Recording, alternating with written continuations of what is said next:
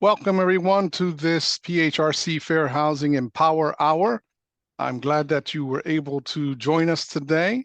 And just a couple of house cleaning reminders. Please keep yourselves on mute unless you're going to be asking a question. We like this to be an interactive, so be prepared to type things in the chat as I go through. I always like to ask questions and get some feedback. Make sure you're aware of where your emojis are so that you can access those and you don't hit the unmute button by mistake. Yeah, I want to thank Brittany Mellinger. OC Mellinger is running the tech for us, and she'll be keeping an eye on the chat as well. And I also want to thank Sharon from our interpreter services, ASL Interpreter Services. We appreciate the assist.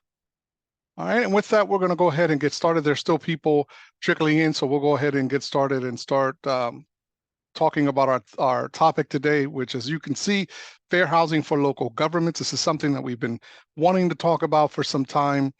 Wanted to put the presentation together, wanted to test our presentation in front of a live audience with regards to local government. So this is something that we've presented in some way, shape, or form to local governments, informing them of what their rights are and what their responsibilities are under the Fair Housing Act and the PHRA.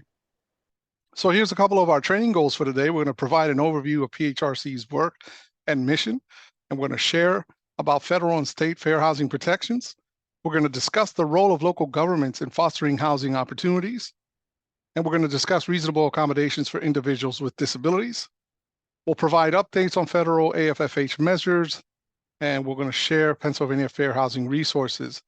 And even though it's not on this list, one of the other most important things that we're going to do today is we're going to answer your fair housing questions as it relates to the responsibilities of local governments. So the Pennsylvania Human Relations Commission has a two-part mission, and that is to enforce the Pennsylvania non-discrimination laws, like the Pennsylvania Human Relations Act and the PA Fair Educational Opportunities Act. And the second goal is to promote equal opportunity for all in Pennsylvania. And so we do this through community-based advisory councils. We have free fair housing training on rights and responsibilities, events and conferences, materials and resources that we develop. We have social media, online brochures. We also are part of the AFFH task force. And then obviously we work with local HRCs. We are trying to do as much as possible to go out and make sure people have the information because information is power.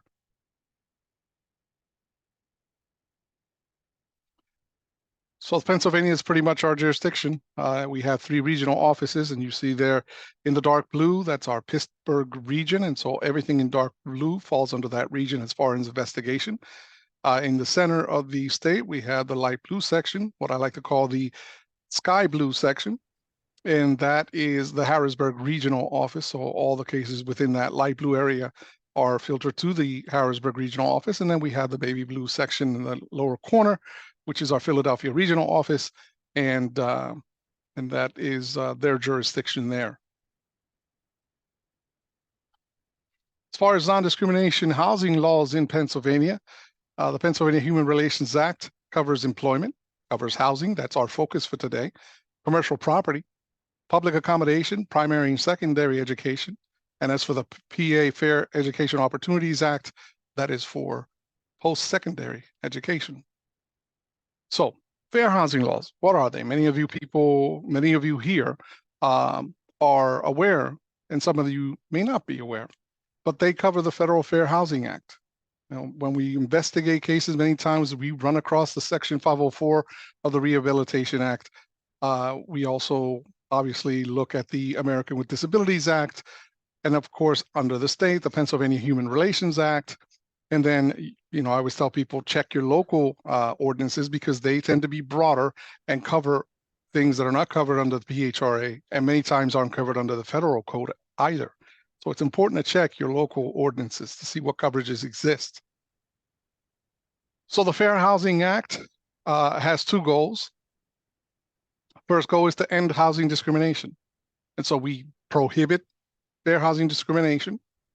right? We have outreach with that regard. And so we have partnerships that also do that. Please, I'll remind everyone to please place yourself on mute. Thank you, appreciate that. And the second goal is to promote diverse, inclusive communities, also known as affirmatively furthering fair housing, which is defined as taking meaningful actions in addition to combating discrimination that overcome patterns of segregation and foster inclusive communities free from barriers that restrict access to opportunity based on protected characteristics. I'm going to ask you to hold on to those two words, access to opportunity. Okay, we'll move on here. So what do fair housing laws cover, right? They provide protections for residents to ensure that they receive fair treatment in their housing, regardless of who they are. Laws establish protections for groups of people called protected classes based on various aspects of their identity. And when we look at these, we look at two provisions. We look at the provision that handles disparate treatment. So you can't live here, for example, because you have a wheelchair and we don't allow a ramp to be put in. That would be disparate treatment. I am not allowing you to have access and opportunity to this housing because of your protected class, which is someone with a disability. Then you have disparate impact, that other provision. That provision looks at policies that state that everyone must have earned income, for example, or somebody says, from here on out, there will be no toys allowed in the patio, or children are not allowed in certain areas. So that has an impact against families with children. It's a policy that may be neutral on its face and non-discriminatory on its face until it's applied, and then it affects an individual of a certain protected class in a different way. And we'll come up with other examples. So let's take a look at protected classes here. As you can see on the left, you have the Federal Fair Housing Act, protected classes. And then on the right, you have the Pennsylvania Human Relations Act. And it's almost similar, right? You have race and color, national origin, you have familial status, religion, religious creed, right, in Pennsylvania, sex, and disability. And then when you look at the PHRA, you have all of those included, and then you also have age, which is 40 and above, ancestry, and the use, handling, or training of support animals for disability purposes. So that's where the distinction then begins to differentiate. And again, remember, if we had a third column here, it would probably be a local jurisdiction. Many times we'll do this when we've done trainings in municipalities. We'll put the Fair Housing Act protected classes, we'll put the PHRA, and then we'll put that local municipality so that people can see that the protections expand. So before I go on to the next slide, I'm going to ask, this is where the interaction comes in. I want everyone to put in the chat, and I'll have to open my chat here to see it, but I want everyone to be able to put in the chat what you think discriminatory actions are. What are some of the discriminatory actions that happen? We'll do this pretty quickly. Just put it in the chat for me. And once again, I'll remind you to put yourselves in mute. Refusing to accommodate. Thank you. Sexual harassment, steering, discharge, discipline, refusing modifications. Yes. On renewal, right? Okay. And all of those have something in common, right? It's the denial to access and opportunity to housing. Or in some cases, as was illustrated here, it's got an employment connotation as well. So thank you so much for sharing. We'll move on to the next slide here. So there you are, some of the ones that you mentioned. Discriminatory statements is another one, right? Discriminatory inquiries, right? So asking someone, well, how many children do you have? Instead of saying how many people will occupy the unit, right? Then you have, let's see here. Then you have steering and refusal to sell. And let's see, pardon me, my thing's getting hung up here. Refusing to sell, lease, or finance. You have unfair appraisals, predatory lending, discriminating in housing terms and conditions. We see that all the time. And who else? Or what else? We have unequal provision of services sexual harassment, refusal to provide reasonable accommodation. Most of these you all mentioned, very good. Gold star for all of you on that. So put in the chat for me, what are ways that local governments influence housing opportunities? Just wanted to explore with you. What are some ways that local governments influence housing opportunities? Ordinances, taxes, funding provided for assistance, building permits. All very good answers. All very good answers. Thank you so much. So as you can see, many of you hit upon these: zoning ordinances, occupancy standards, nuisance ordinance, code enforcement, accessibility, permitting, reasonable accommodations is another one. So you can see, for intensive purposes, when it comes to housing, that there are various ways in which local municipalities affect access and opportunity. Right? I'm going to continue to hit on those, because when we look at, for those of us in the enforcement realm in housing, when we look at the discriminatory charge, we're looking for the violation that basically stipulates that someone has been denied access and opportunity to housing. Right? And so zoning ordinance is a part of that, in that only single parent or single family housing permitted. No multifamily permitted. Occupancy standards. No more than 3 people not related by blood may live here. Many ordinances say that. Nuisance ordinance.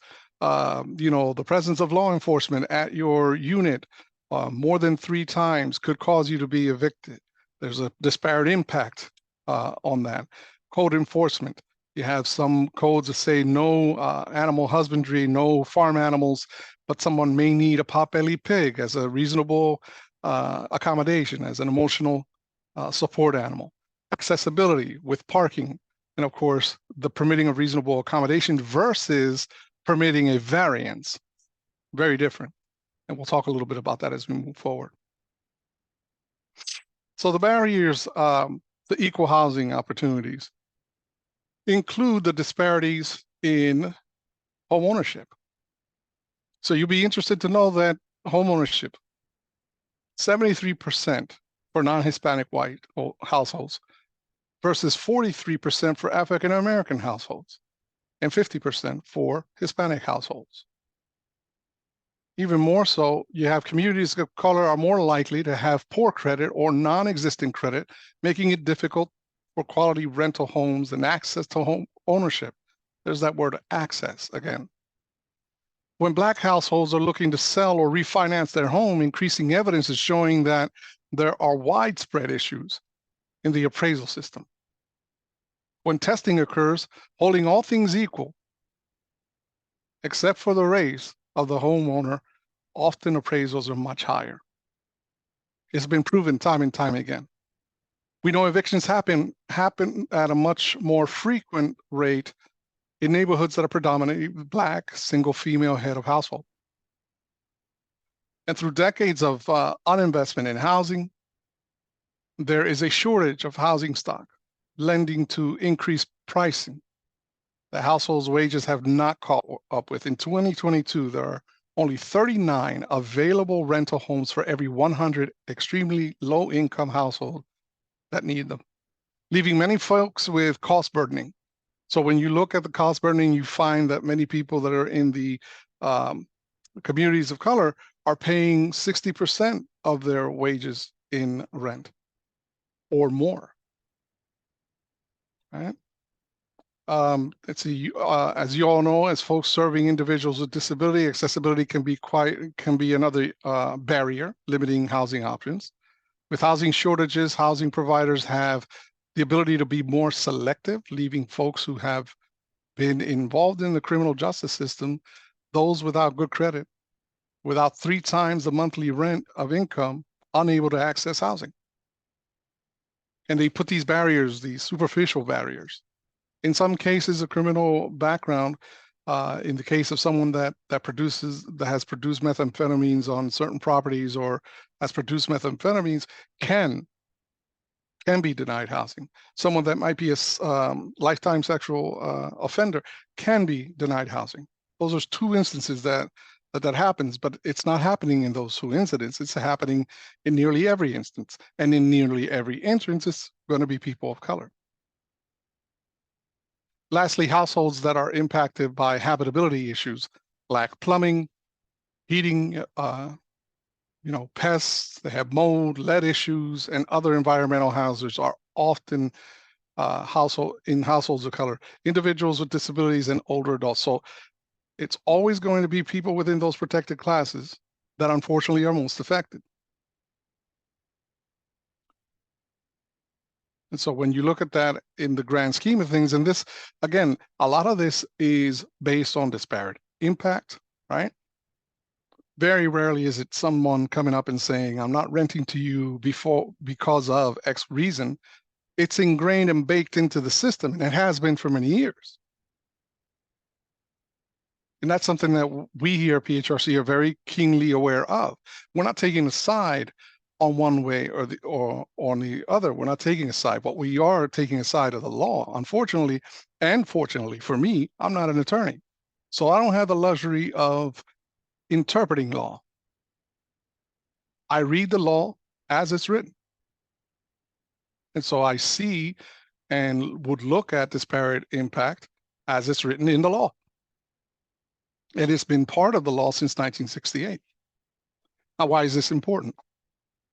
Many of you have probably seen this, and forgive me for the redundancy, but the more we talk about it, the more we speak it to power. When we look at all of those things that we're talking about, or looking at all of the inequitable housing practices, the denial of access and opportunity to housing, then what we're seeing is simply a repetition that is based on discrimination. And maybe it's the fact that people don't realize what equality truly is. And so I always like to use this graphic. Here we see people that are lined up, ready to run one lap around this oval track, lined up from lane 1 to lane 8. And you see that in lane 1, we have an individual. Then progressively, as you go, you see other individuals lined up in their lanes. And so it would seem that because we're all starting from the same place, we have the same opportunity to get to where we're going, to the destination, to the finish line. Unfortunately, such is not the case, because anyone that's ever run an oval track knows that it's not equal if you all start at the same place, right? So this is what people would equate and say, this is equality. We all got the same start. And you'll hear this from people that are in that frame of mind. Well, they get the same start I got. But a same start doesn't reflect possible barriers. And so in an oval track, it's necessary to stagger the lanes. And these lanes represent resources. They could represent a reasonable accommodation. They could represent education, right? They represent the allotment, the allocation, the moving of resources to address an individual barrier so that true equality can be met. Just like in an oval track, you must stagger the lanes. You have to adjust the resources for the individuals that are facing, at many times, multiple barriers. And so you can see here that from lane 1 through 8, lanes have been staggered. Now they have the same start. Now they have the same opportunity. So if we look at this in terms of housing, and we were talking about zoning earlier, right? We were talking about occupancy standards. We have to look at what some of the barriers are and make adjustments to those zoning ordinances, to those nuisance ordinances, to those ordinances that deny access and opportunity to housing to people of various protected classes. So in short, equality is what we want, but equity is how we get there. It's the ability to adjust the resources to meet the needs of those individuals that have multiple barriers to housing. So let's address zoning. With zoning, just adjusting certain things here. But zoning decisions may not discriminate based on protected class of residents and or potential residents, right? So they should not. They often do, but they should not, right? Some of the potential issues are zoning or land use policies that treat housing that may be occupied by protected classes less favorably than housing occupied by other residents. Blocking a group home because of neighbor fears and prejudices. And you've heard these. Sometimes there's a group home that's being developed for the individuals recovering from drugs and alcohol, or there might be a housing unit that's actually being put in place. It's a residential setting, but because they're not related by blood, that's one obstacle. Then you have the neighbors come in and they also, hey, we don't want them living in my neighborhood. And they'll use derogatory names. They'll use the prejudicial names. So think of whatever you want to think about when you're talking about individuals with intellectual disabilities. Those are the names that they'll use. Those are the names I've heard certain municipalities use, in case you're wondering.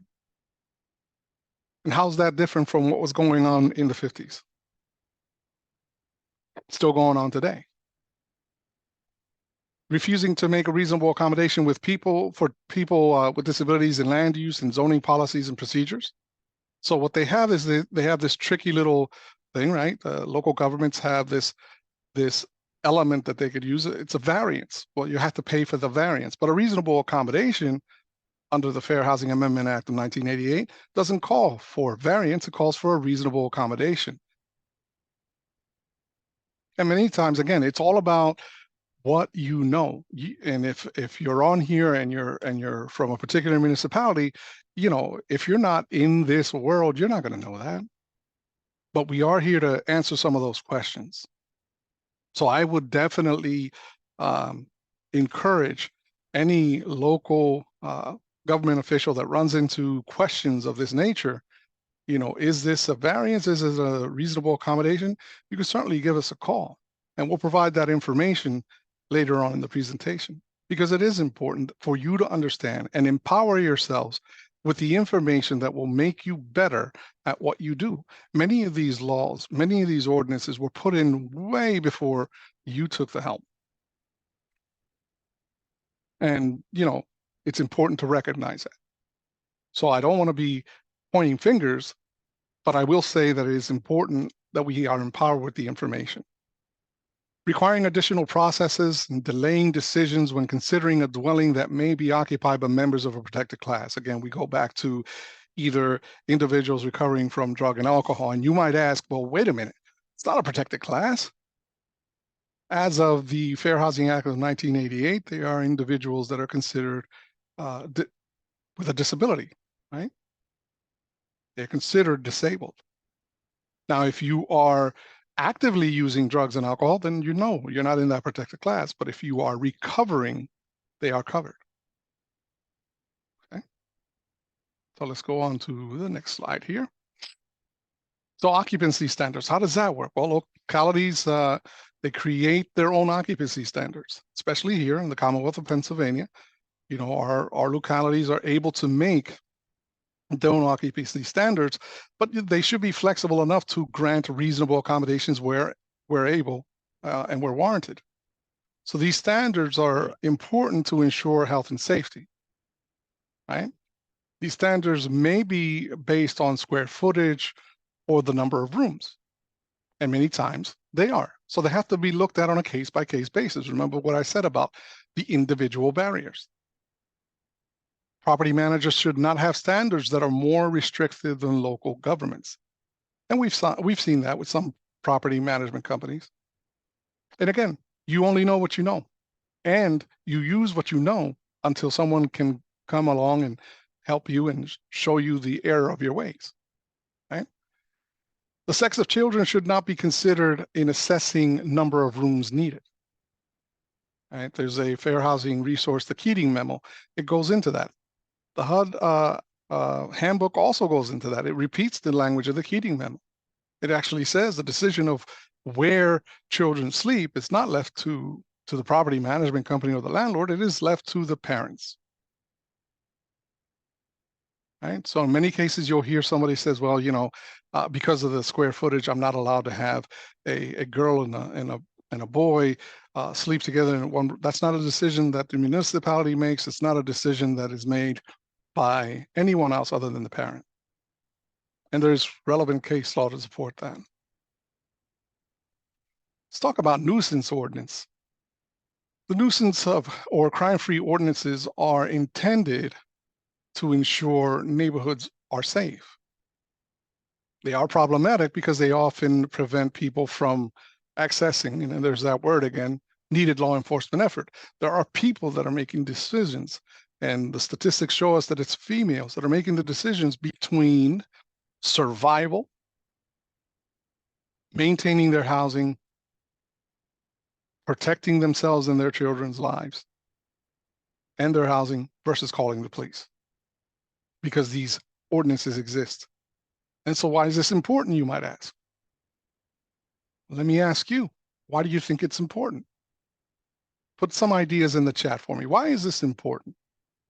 Why would these be problematic? What issues could we see with this kind of ordinance? Go ahead and put that in the chat for me. Safety, I like that. Think about it critically in terms of, hey, why are they problematic? They often prevent people from accessing needed law enforcement. Why would it do that? Okay. Race-based. Okay. So the answer is right there. It's located. It's just a disparate impact provision issue. It is a law that may be neutral on its face, that it's harmful, it's benign until you apply it. Imagine you being in the situation where you are an individual that is surviving domestic violence, and you have to make a choice. I've already made two police calls. If I make one more, they're going to kick me out of here. And you decide not to. And there's physical imminent harm to you and your children. These are the choices that people are being made to make. And that's why the HUD has the VAWA reauthorization. It was reauthorized. CDBG recipients are required to identify and report nuisance ordinances that have an impact on survivors of domestic violence. And we've also included here, and everyone will get a copy of this presentation, a fact sheet on VAWA, the right to report from home, and what the CDBG recipient requirements are. It's important because these are barriers that exist.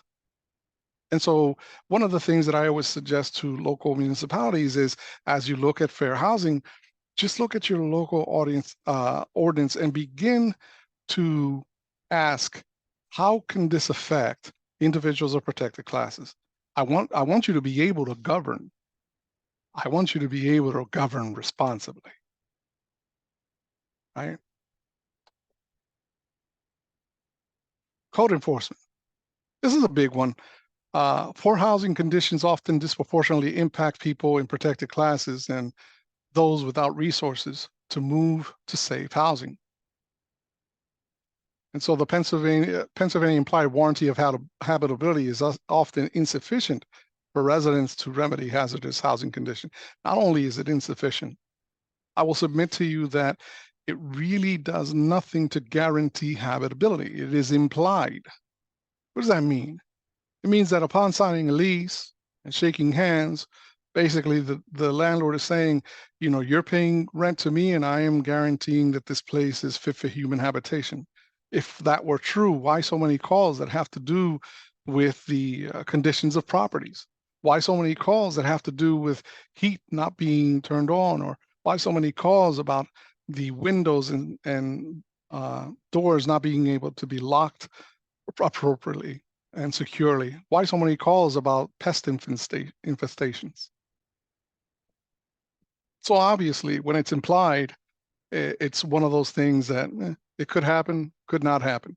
Whereas I think it should be a warranty. It should guarantee. Because as you look at statistical information, at least I did in the past, I was able to see that individuals' disabilities individuals, single parent, female head of household, the elderly are the top 3 categories that end up calling because of property conditions. Okay. Rural municipalities are less likely to have code enforcement programs. 89% of rural municipalities have not adopted property maintenance codes. It's important. Again, because we live in the Commonwealth of Pennsylvania, we govern from the bottom up. Individual municipalities are able to set their rules. And we want people to set their rules, but we want them to be aware that these have a disparate impact, that the people living in those places are people that are within protected classes. And so the question is, if we know this as a Commonwealth and we allow it to happen, are we affirmatively furthering fair housing? Are we actually moving forward the ability for people to access, for all people to access opportunities to housing? Strategic code enforcement resources, we've included that there for you. And so when you get this, please take a look at those and feel free to email with questions if you have any. Reasonable accommodations. Individuals with disabilities have the right to request reasonable accommodations needed to use and enjoy their housing. So that's a change in the rules, practice, policies, or procedures. Some examples include parking.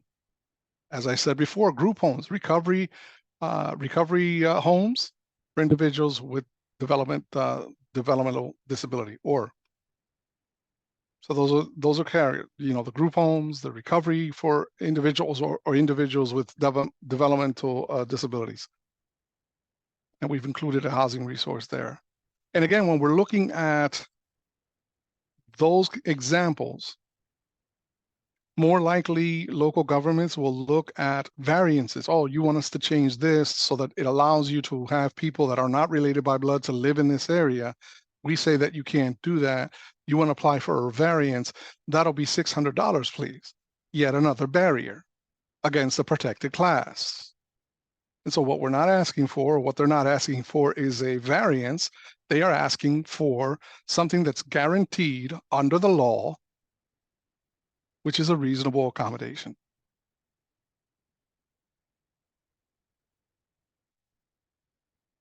So municipalities and AFFH affirmatively furthering fair housing. The current status of the AFFH in early 2023, HUD released the notice of proposed rulemaking, right? To update the AFFH requirements. And you all remember, right, that we had affirmatively furthering fair housing that was based on the 2015 Obama AFFH rule. Then Trump came in and he had another rule which was contested. And once it was contested and put into the court, we fell back into the 2015, and they're calling it the interim rule. And then right now, while public comments are being reviewed, the AFFH interim rule is in effect. Right? So once we get a finalized version of the AFFH rule, then the new rule takes into effect. But we are still under the 2015. They did away with the Trump administration's definition. PHRC encourages local governments to be in conversation with relevant housing stakeholders around ways they can engage in measures to expand housing opportunities. And so I will say something that probably doesn't represent the views of the PHRC or its commissioners. I would say, to shorten that paragraph, PHRC encourages you to do the research and follow the law, because it's what it is. There are plenty of laws out here that tell us not to speed, not to kill, not to do many things. And by and large, as a society, we are law abiding because we realize we have no choice. We have to do what the law says, except when it comes to housing. Right? I like that comment. Speed limits makes criminals of all of us. Thank you, Chris. I needed the levity. So, we're going to look at some local structural issues that our local governments should be aware of and need to be addressing to ensure equitable housing resources. So you got to look at zoning. Is it exclusionary? Let me hold on that. And I know I don't have a lot of time, but I want to hold on that a little bit.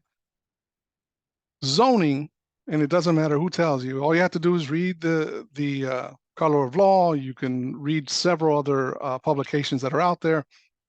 Zoning was started as a way of keeping people out since 1901, when LA introduced its first zoning to keep away the laundromats, which were run by individuals of Asian culture. They wanted to keep them out of their neighborhoods. So what did they do? They put the laundromats and the cleaners into the industrial categories, kept them out of their neighborhoods.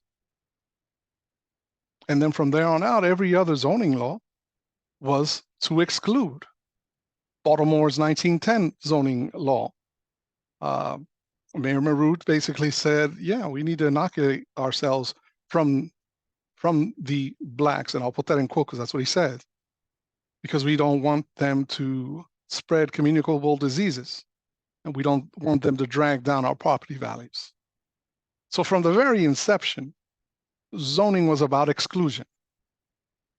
And I think that the more we understand and can embrace the fact that that is true, then the more, and we realize that the more obligation we have to collectively address that.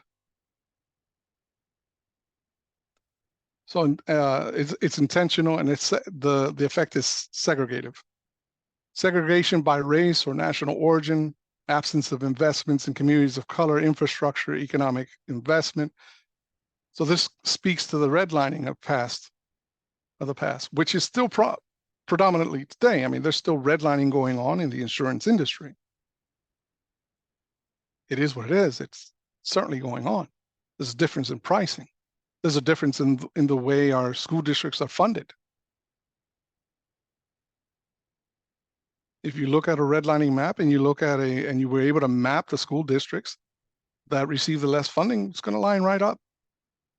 When you look at the local or the modern vulnerability index mapping, and you juxtapose it against a redlined area, you will see red has maintained its red.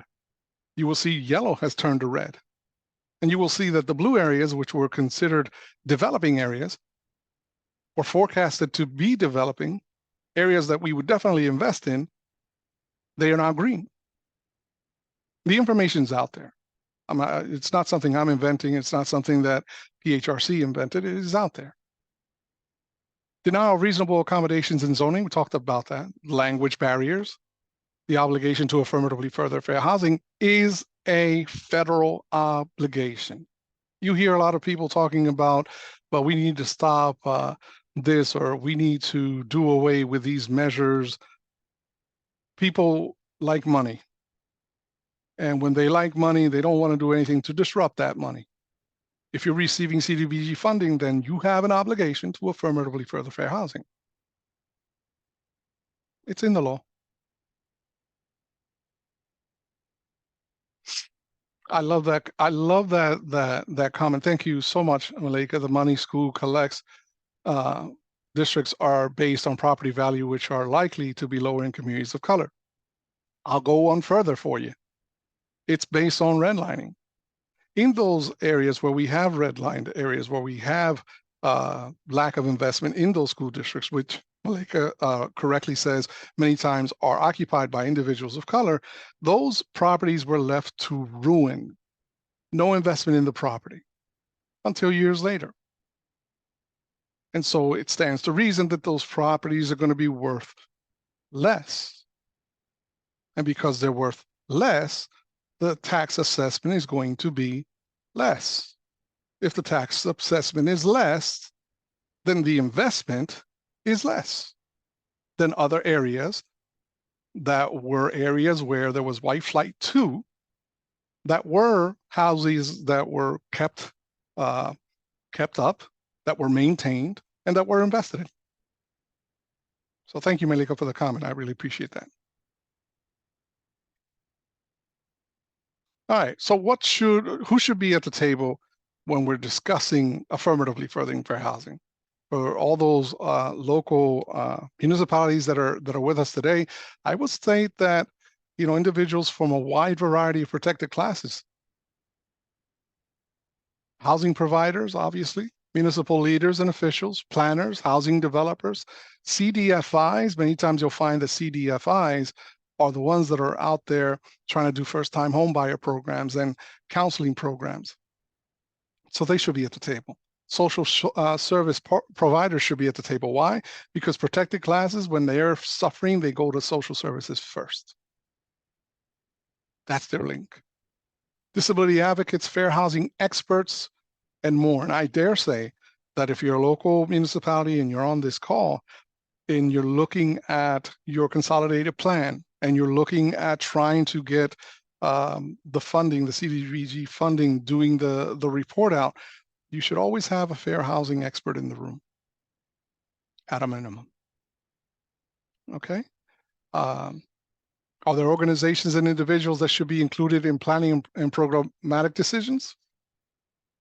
Are there opportunities for broader conversations about gaps, partnerships, and initiatives that can work to address these barriers?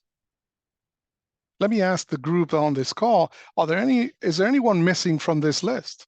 Who else would you suggest be on that group? Because you could see it says and more at the bottom. So there are others.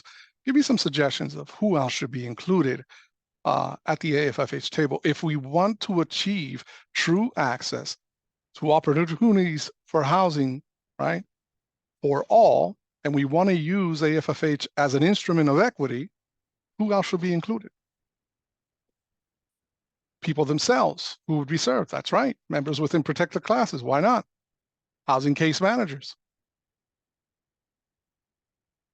I appreciate those suggestions. So how do we put AFFH to work? Thank you, legal aid. Many times they're the first line, especially when it comes to an eviction case, they're going to be first, right? So let's put AFFH to work. How do we put it into practice in your community? Can increase your fair housing knowledge. I think that's the first one.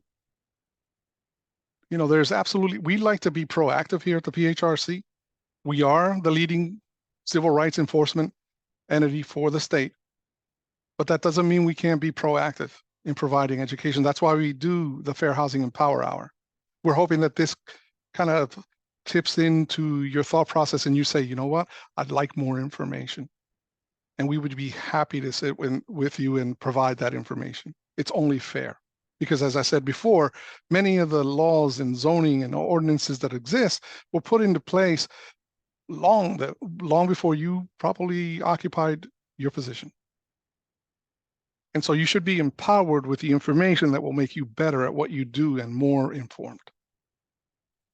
So increasing your fair housing knowledge is the first step. Identifying key housing barriers. What are some of the barriers that are keeping people from getting into housing? Identify partners and develop relationships. I will say, and I've said before, many people on this call have heard me say, it took a collaborative effort to get us where we are right now in terms of the impact that redlining has had, the discrimination that has occurred. That was a collaborative effort.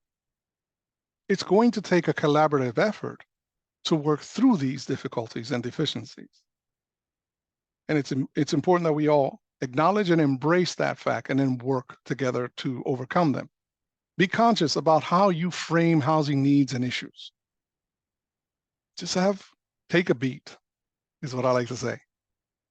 Connect with state and national efforts. Just a little bit of research you can connect to see what other states, what other municipalities are doing, what's working. And I will add another one. Take baby steps, right? Take a look at your ordinances and maybe be intentional about, okay, we need to look at this ordinance that says this occupancy standard that is keeping people from access to housing. And we need to look at that and how can we make this intentional about looking at this on a case-by-case basis, which means that you're going to have to eliminate that charge for the variance. And you might say, well, why would we do that? Well, one of the reasons I would say you do that is because we recently had a case against a township where we awarded $12,500. It was a reasonable accommodation case. And it also asked that all fees be waived associated with a variance because it's a reasonable accommodation, not a variance. So that's why it's important. You have to be conscious about how you frame these housing needs and issues and connect with local, state, and national efforts. So as I said, we're going to be including this presentation for everyone. But as you can see here, we have some live links. And so when you get this, please go through, explore these links, keep them, refer to them, and you can always contact us and ask questions. Here's some of the resources that we have that we can get to you electronically. We can also get them to you hard copy. You have a PA Fair Housing line, which is 855-866-57818. We have the custom fair housing trainings. So what we do is we hold these trainings, and then once we hold these trainings, we are asking for feedback. When we get that feedback, we try to make our trainings more intuitive to your real life experience. Because if you can't relate to it, then you can't address the issues, and we would be doing nothing. Monthly Fair Housing and Power Hour, you're welcome to join us every month. When we do these, we have brochures and fact sheets. We are currently on season 5 of PHRC Speaks. Yours truly is the host, and we have had, national experts in the field of fair housing. We started the season interviewing Dr. Robert G. Schwem, who wrote the Fair Housing Litigation reference. We've also produced a PHRC white paper, The State of Fair Housing in the Commonwealth. And if you'd like a copy of that, we can certainly get that to you either electronically or hard copy. And we also have our contact here. But before we get to the contact, I want to ask if you have questions. You can feel free to put them in the chat or come off of mute. And in the meantime, while you do that, I'm going to ask all of you to scan that QR code. Remember when I said that what we do is we provide these trainings, and then we figure out, what works, what doesn't work based on the feedback that we get, and then we make it more intuitive. So that's part of what you're going to be answering. I think it's no more than 10 questions. It'll take you less than 5 minutes to fill out. It's a good way for us to prove to my boss that I was spending my time doing this and not just sitting. So please scan that QR code. And in the meantime, anyone that has a question, please come off of mute or write it into the chat. Don't be shy. The question I got, can we have a PowerPoint? Yes, we'll make sure that we get you that PowerPoint.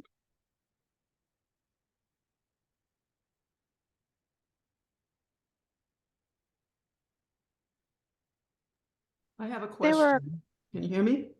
Yes. Okay. It's just about how to include or convert some of the rulings in what you presented, that it can be applied to private home ownership, since that has exploded since a lot of these regulations were written, and that Black private home ownership is decreasing according to research that was presented yesterday. Yes. Discrimination. Sure. Give me the first part of that question again. Whether your institution can apply or shift some of the rulings to include private home ownership of people of color. Okay. We can, when it comes to a direct action of discrimination. In other words, we operate on 2 premises of the law, right? We talked about the first goal of fair housing, which is to prohibit discrimination, to educate and provide outreach. So that's the reactive portion of the law, right? And so many times, until we get a complaint from someone, there's no ruling. And so if a homeowner believes that they were discriminated against in the appraisal of their home, then that is something they can file with us. And then our ruling, for lack of a better phrase, it's kind of like case law, right? If we find probable cause. And so that also gets announced in the press, and the press is aware of that, and people then pick up on it. And that's how we build that. In terms of disparate treatment, that's what our disparate impact, that's what our white paper is addressing. So we've put out the white paper that looks at the state of fair housing across the Commonwealth and have addressed 4 recommendations that we made. that we think is important for people to gain access to housing. And so that happens on a regulatory front. It also happens on the legislative front. And so we're trying to work with as many legislators as we can and our own commissioners to adjust wherever we have the power to adjust some of those regulations to do that. And you may have seen an example of that when we did the Crown Act regulation, and when we did the LGBTQ regulation adjustment to include that in sex. So that's kind of the limited scope that we can change those rules regulatory, and then working with legislators. I hope that answers the first part of your question. And the second part of your question was? Well, I'll adjust a little bit. So if there's local ordinances that appear to be practicing discrimination between, say, white homeowners and Black homeowners, is there anything that addresses that? Because, in a lot of areas, there is a predominant number of white, I guess, people in the townships, and very few Blacks that own homes. So you can see the appearance of things that might be disparate sometimes.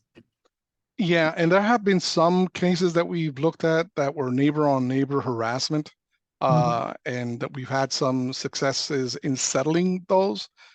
More often than not, you're going to find that where that applies a little bit more and where we have more teeth would be in the homeowner association kind of category, where you have that discriminatory treatment between homeowners. We can get involved there if the homeowners association is acting in a way that is complicit with the discriminatory treatment. And then you can follow up with us. You have my information here. You can follow up with me individually, and I'll try and send you some information on that. Okay, that sounds great. Thank you so much. You bet. Somebody asked, wouldn't requiring an emotional support animal to be surgically altered or neutered impose a barrier, assuming the respondent was not offering to pay for it? Very good question. And because it's specific, I won't go into the actual, but it's a great question you pose. And I'm going to do some research on that. I can tell you on the face of it, if you're looking at someone that has an emotional support animal and they're on a restricted income, they have limited income because of their disability, and you're requiring that, I will tell you that there's nothing in the Fair Housing Act. There's nothing in the HUD's guidance that states that a person should do that. What they do say is you have to follow all local laws with regards to vaccinations and all those things. And so that becomes kind of a legal question, because if you are unable to pay for surgical alteration, are you able to pay for vaccinations and licensing and everything else? Right? And is that also a barrier? And so that's why I don't want to get into the weeds on that, because it requires a legal conclusion, which I am not able to make, but that's a fantastic question.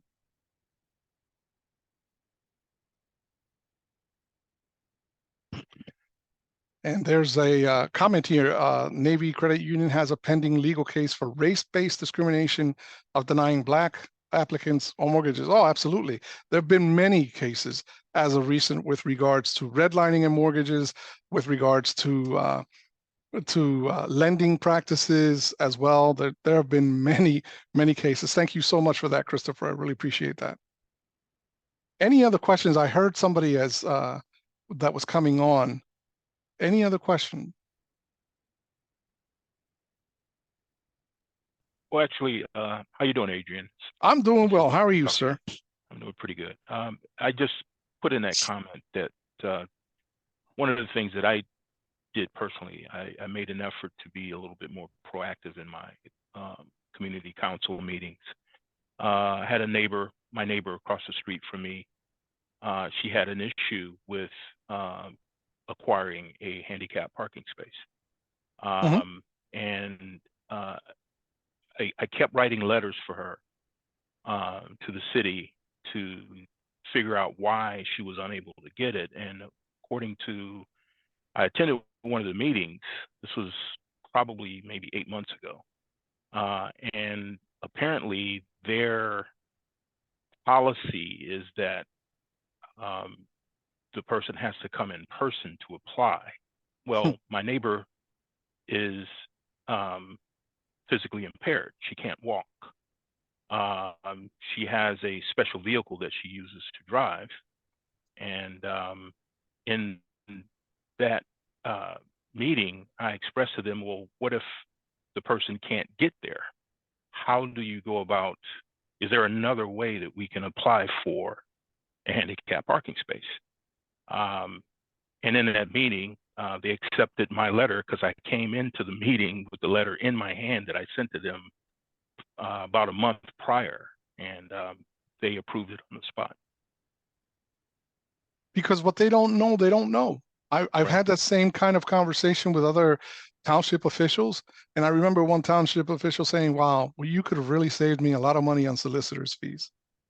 And I gave him my card. I said, listen, when in doubt, give me a call. Yeah. I don't mind that. Yeah. I would rather see you on the proactive side of the table than on the reactive side of the table. I have a very clear definition between, and there's a bold line between the outreach side of me and the enforcement side of me. And those two conversations are completely different. So I would rather have that proactive conversation and see how we can collaborate to make sure that people have access. Because, you know, when you don't know, you don't know. And you don't know that you're preventing someone from attaining housing. So great to hear from you. Yeah, and in that particular forum, it was revealed that there were other people like myself who were writing in to get these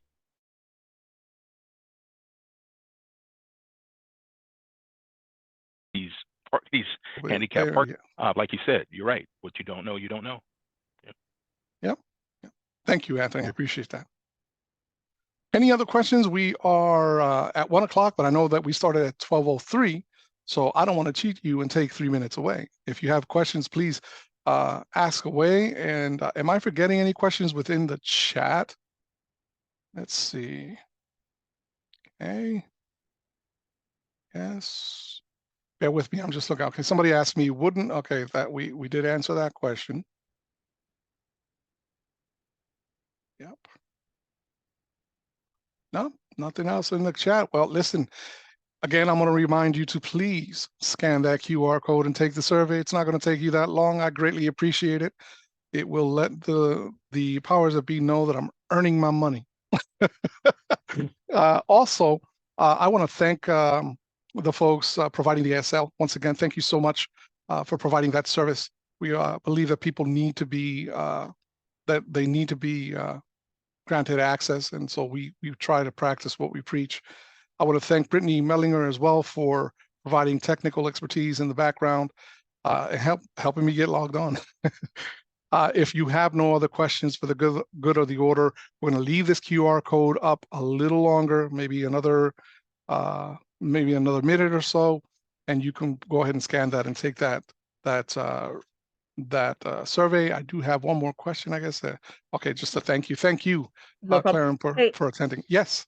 Hey, Adrian, this is Gloria. I am actually trying to scan the QR code, but it is not accepting on my phone.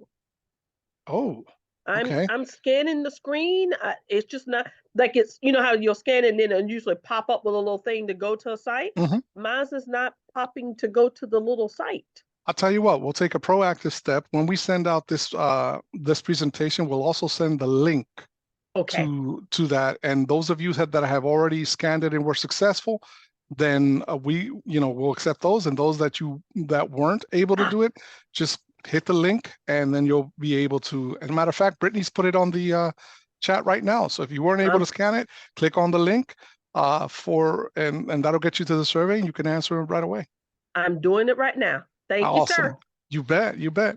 Any other questions for the good of the order? And again, we'll leave it up 1 more minute since we started at 12:03. Give you a chance to do that.